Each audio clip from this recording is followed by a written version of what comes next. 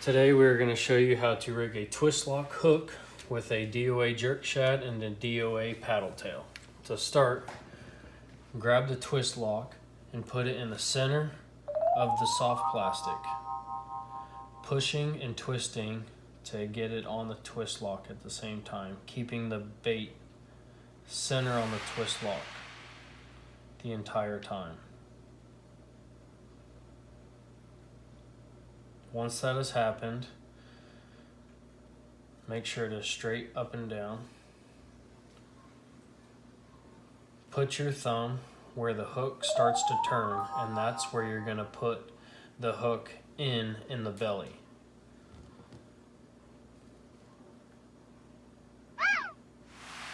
Take the hook, slide it straight up through, keeping it in the center of the bait. Slide it up through and back down.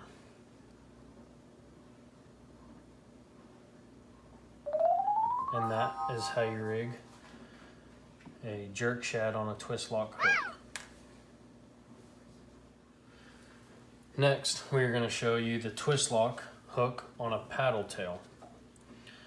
So you'll do the same thing as the jerk shad, keeping the twist lock in the center of the soft plastic, pushing and twisting at the same time. Roll it all the way up. Put your thumb where the hook turns, and that is where the hook is going to go in. Keeping the hook in the center of the soft plastic, push it up through the body.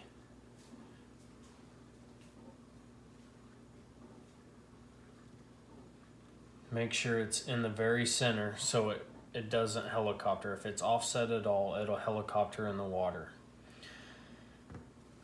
That's how you rig it. To rig weedless, when you're bouncing it through weeds, take the bait, push it forward, and lay it back on the point of the hook. So the point of the hook is just barely in the soft plastic.